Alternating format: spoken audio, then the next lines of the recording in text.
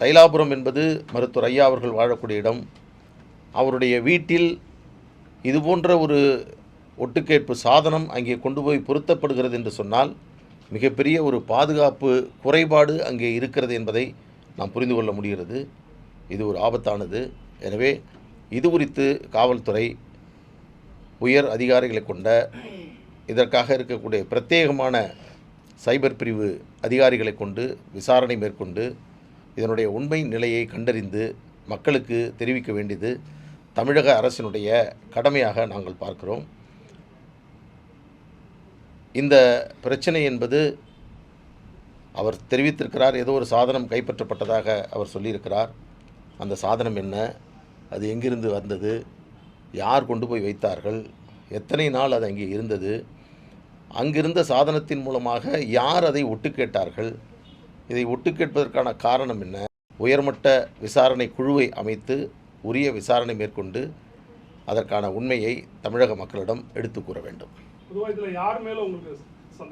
அதுதான், அது காவல்துறை கண்டுபிடிக்கணும், விசாரிக்கணும். அதற்கான தேவை என்ன என்பதையும் நாம் கண்டறிய வேண்டும். இன்றைக்கி மருத்துவர் ஐயா அவருடைய இல்லம் என்பது பல்வேறு தருணங்களில் நாங்கள் எல்லாம் சென்று வந்த இடம், ஒரு புனிதமாக பார்க்கப்பட்ட இடம்.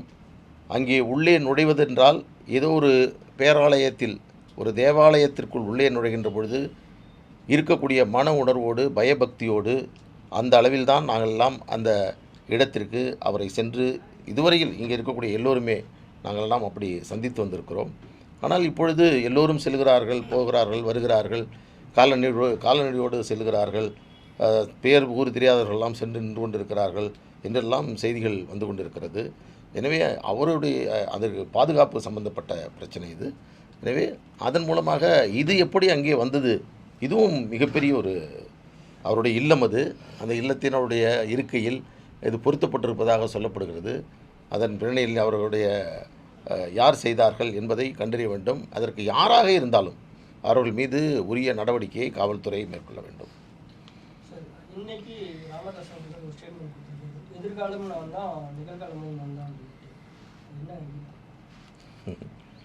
பாட்டாளி மக்கள் கட்சியை உருவாக்கியவர் மருத்துவர் ஐயா அவர்கள்.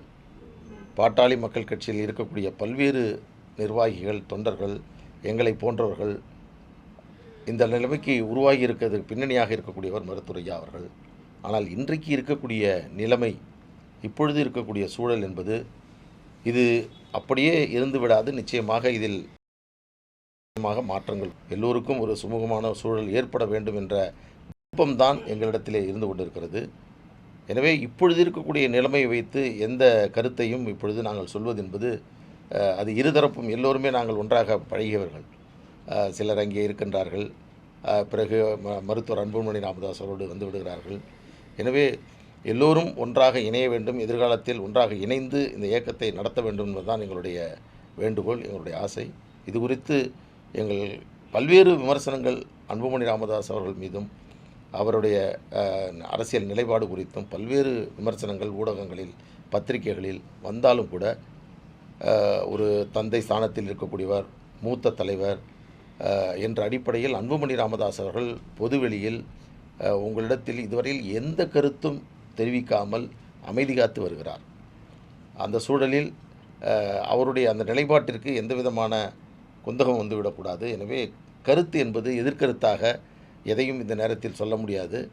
பிளே ஸ்டோர் மற்றும் ஆப் ஸ்டோரில் இருந்து பாலிமர் செயலியை QR கோடு மூலம் பதிவிறக்கம் செய்யுங்கள். செய்திகளை உடனுக்குடன் பெறுங்கள்.